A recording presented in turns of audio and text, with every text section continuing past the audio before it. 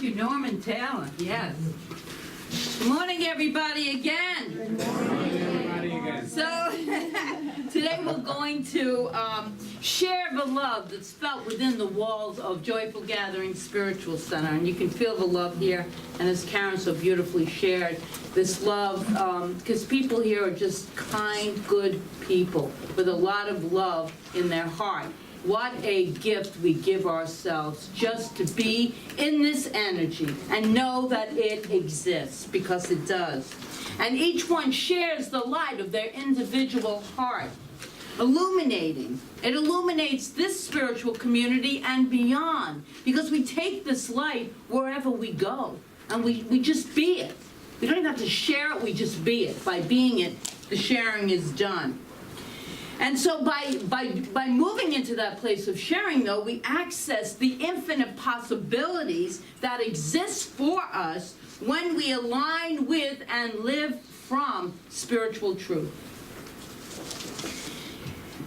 So we are exploring and experiencing the depths of our connection to Source, to that God of our understanding, to that divine power that exists, in which we can experience joy, we can experience freedom, because we're co-creating with a power that is infinite, that is limitless, that does not know that this is as much as you get. It's infinite, so infinite possibilities. So according to, oh, I left the book in my box, but according to Janine Barron, in her book, The Invisible Power, which we used in March, if you remember that, we're going to just finish it up today. She immediately brings us into tapping into the realm of infinite possibilities, where this is the realm of spirit. This is where all things are possible. That's why it is so vital for us to tap into our divinity, our divine self, because I of myself can do nothing. It is the Father within that doeth the work. It is the divine spark within each and every one of us that truly has the capability of infinite possibilities beyond anything that we can truly imagine. So last month, we used that book, Your Invisible Power, as our guide and as wisdom. To set the stage for this whole thing, I just want to give you a story, and I hope I get the names all correct. I always see Rick's face in my head when I'm doing this. He's the first one to tell me. But I'm going to give you a story which is going to spark about what today's, I changed the whole title and everything this week, this talk is really called The Power of Your Imagination. So, to set the stage for it, here are some thoughts from a variety of sources, but one story in particular. So in the mid-1400s in Italy, sculptors were commissioned to create a series of 12 large biblical figures for a cathedral in Florence. It took over 60 years to get the first 2 of these statues completed. And in 1464, artist Agostino di Duccio was commissioned to sculpt the third. And I think of this great song by Karen Good, but I didn't want to play it right now. But a giant block of marble was mined and brought all the way from a quarry in northern Tuscany for this piece, this big block of stone. So, and this took a great amount of effort and expense. Di Duccio spent 2 years on this project, but it did not get very far. He had only begun shaping the legs and the feet.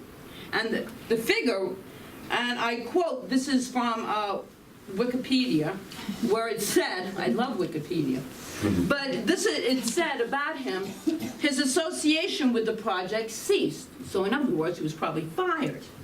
So a year later, 1467, another artist, Antonio Rossellino, was commissioned to take up, where Di Duccio left off, okay? However, Rossellino did not get very far either before he was fired, and this project was abandoned.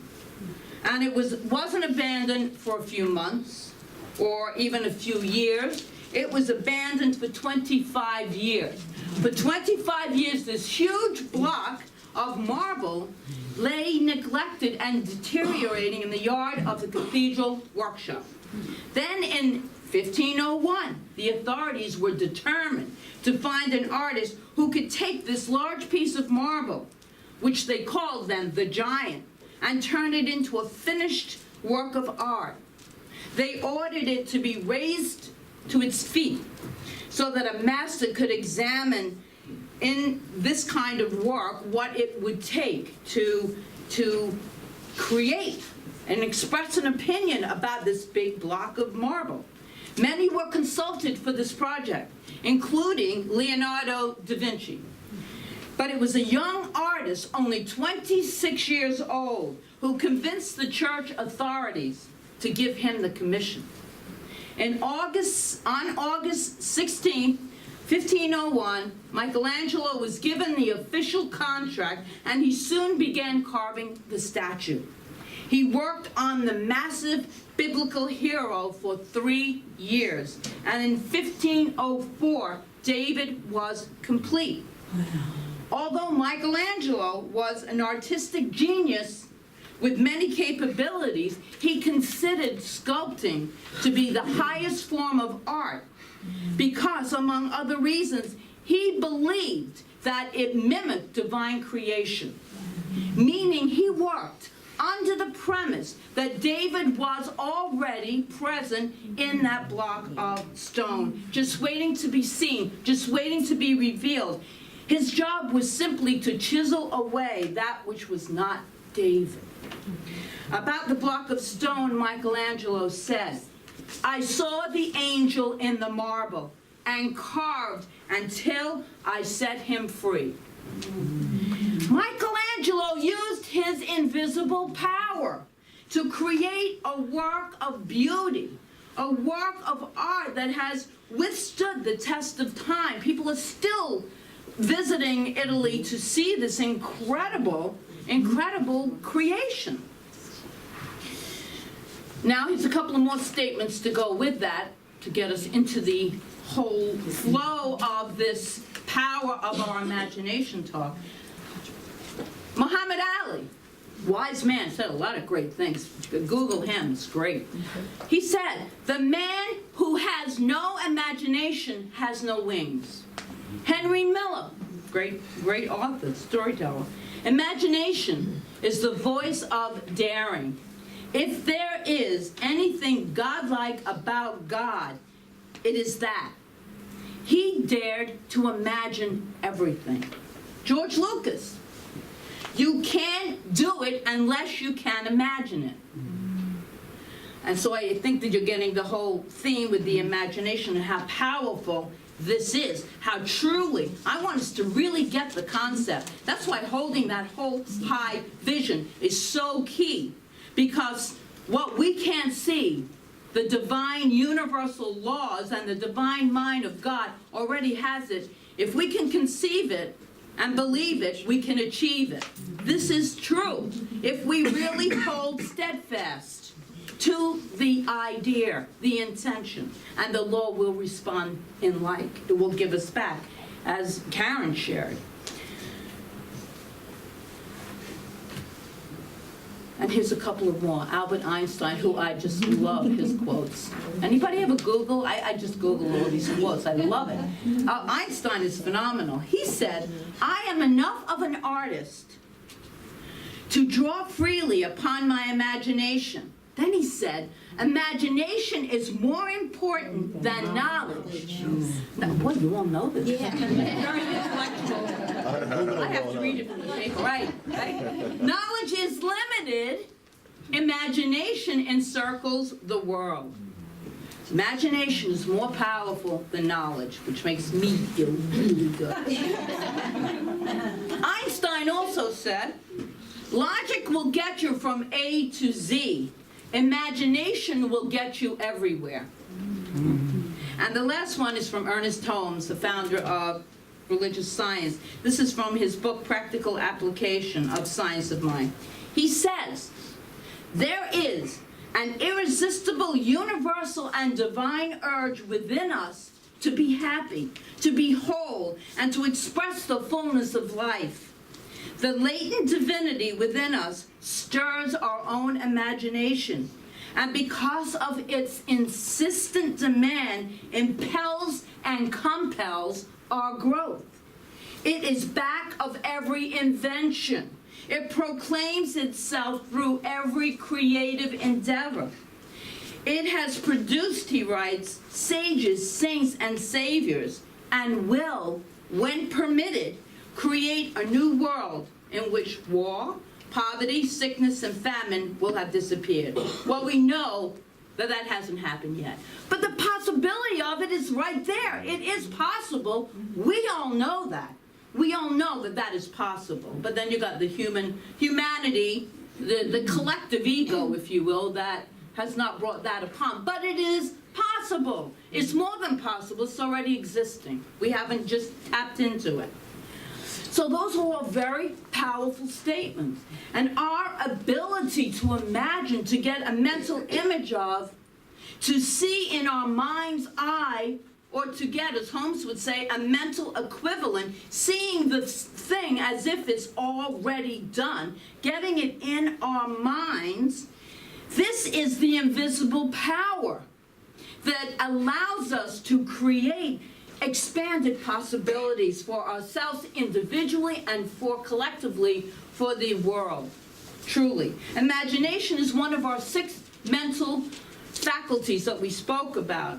We discussed that a few weeks ago. Imagination is ours because we are expressions of the great I am. We are children of the divine. It is our birthright. But oh my goodness, how many times were you told in school to stop daydreaming? How many times were you told to turn that imagination off and grow up and face life? Wow, if this is life, I'm going back to my imagination part. It's a much happier place. It's a much more we're creating. Do you understand? The Lord does not know the difference between what we imagine and what is taking place.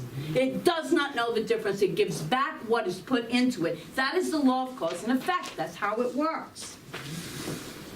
And if you've ever doubted that God is the essence of our imagination, just take a look at a sample of 925,000 different insects, Norman. Can you imagine? I'll tell you a story about that later. By the way, scientists have really only cataloged about 20% of the species of insects. Every one of those species first lived in the unformed ethers of God's mind, of this divine intelligence, because we call it a divine energy. So this divine energy already had this concept. That's imagination. Imagination is one of our highest creative powers that we could possibly hold. And you and I, we have this power within us. We do. Believe it. Right? Conceive it, believe it, and achieve it. It is a power that is virtually unlimited. And it has been given to us as our birthright, each and every one of us, to call forth from us into our lives that which we truly wish. Just keep imagining it like it's already, as Mary Morrissey says, come from the vision. Come from it as if it already. Just get the feeling of it. Just get the feeling of it. Because the feeling part of it is what you want to manifest. The freedom, the joy, the love. Those are the qualities. Whatever the thing is, those are the qualities you want to feel. So this isn't just theology, this whole imagination thing. It is science, and they're proving it more and more. But here's one. Science has proven this power. At a Harvard Medical School, neuroscientist Alvaro Pascual Leone taught a group of students a little 5-finger piano exercise. Then a group was divided into 2. One group had to come every day, 5 days a week, and practice on the piano for 2 hours each. And at the end of each day's practice, scientists mapped how much of the motor cortex of the brain that controlled the finger movements needed for this piano exercise. They measured it. And after 5 days of practice, the motor cortex devoted to these fingers, it's amazing what our brain, it's amazing, had grown significantly. So they had data on it. The second group, also, 5 days a week, 2 hours a day. They practiced, but instead of practicing on a piano, they imagined that their fingers were moving, were doing the same exact thing without the actual piano there. They imagined it for 2 hours, for 5 days.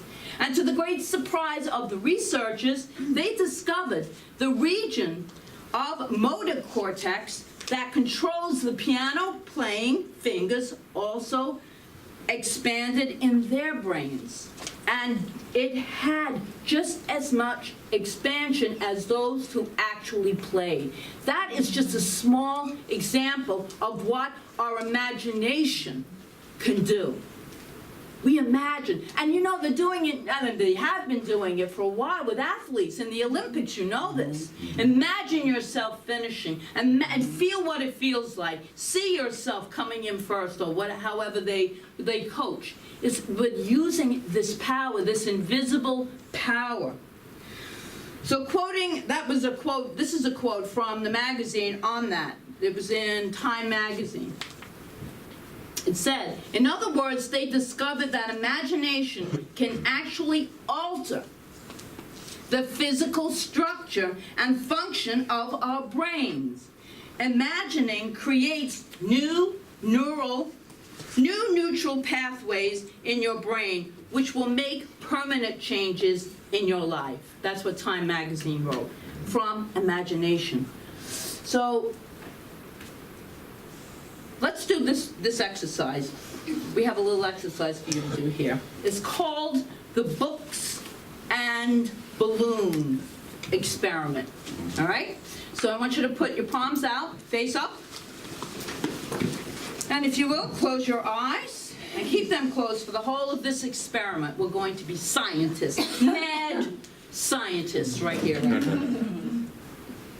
So imagine that somebody places a book, a big book, in your right hand. And then the person places another book, and another book, and one more heavy book in that right hand. And in your left hand, someone ties a balloon, a helium balloon, to that left hand. And then another balloon, and another helium balloon. And so, as you open your eyes now, you can see, some of you, where your hands are. Because our imagination will control. Stand up, Jolene, because a lot of them do. That's what it's supposed to look like in our experiment. Because our mind is imagining all the time. We imagine anyway, but we don't want to go in that place of imagining the worst thing scenario, the worst case scenario consciousness, because sometimes we can do that. Beran shares the story of the Wright brothers in her book, Your Invisible Power, and says that one brother would tell the other brother, because you know, any of you that have read about them, their father, who was, I think, a minister, did not want them, he thought it was against God's law to do this thing flying, this machine flying in the sky. So anyway, the two brothers, though, were in the same sync. They were the same thought. So one brother would tell the other brother when the varied experiments did not turn out as they expected, "It's all right, brother. I can see myself in that machine, and I can see it traveling easily and steadily.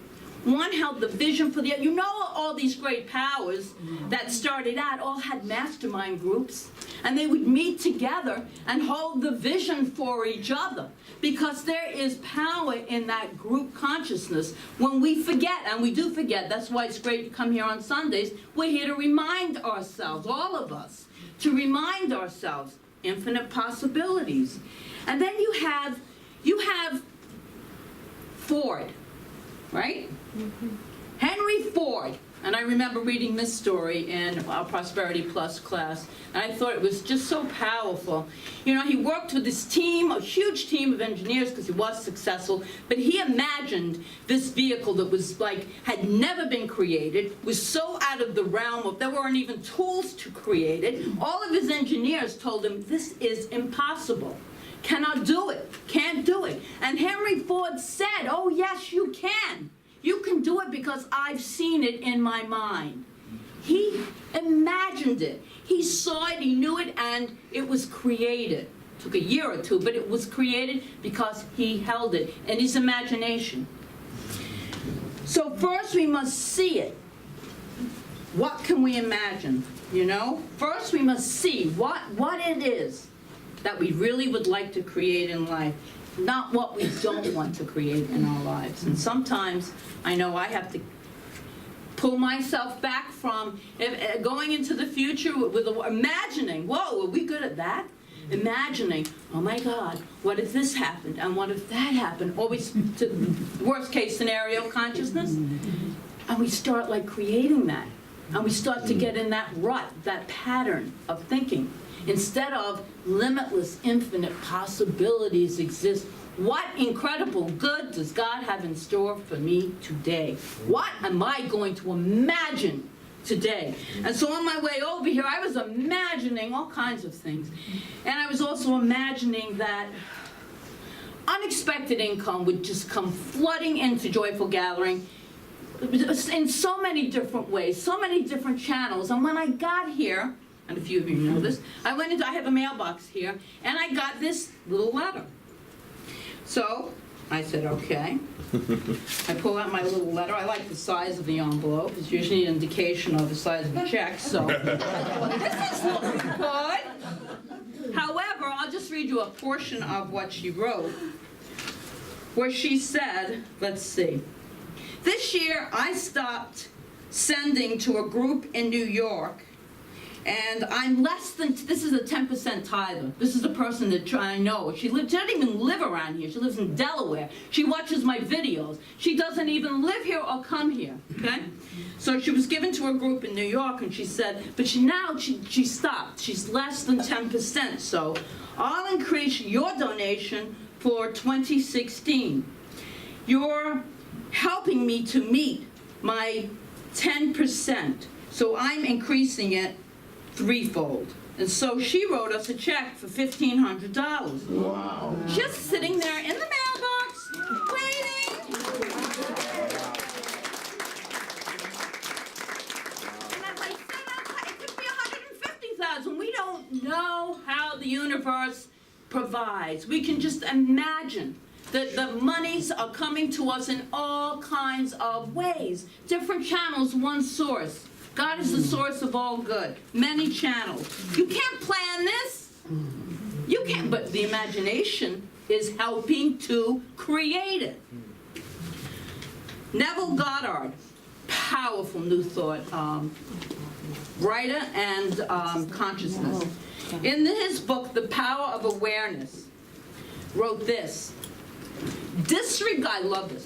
Disregard appearances, conditions. In fact, all evidence of your senses that deny the fulfillment of your desire. Rest in the assumption that you are already what you want to be. For in that determined assumption, you and your infinite being are merged in creative unity. And with your infinite being, all things are possible. God never fails. God never fails. Wow. And since we're all creations of the divine, do we fail or do we learn lessons?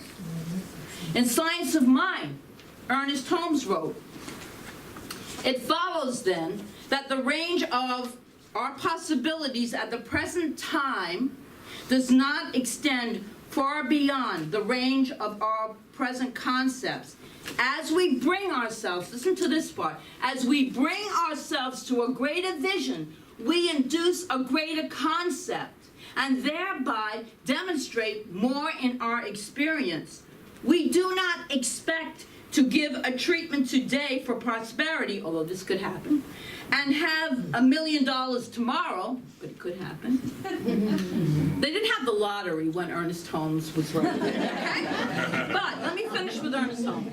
Little by little, we can unfold our consciousness through the acquisition of greater and still greater mental equivalents, until at least we shall be made free.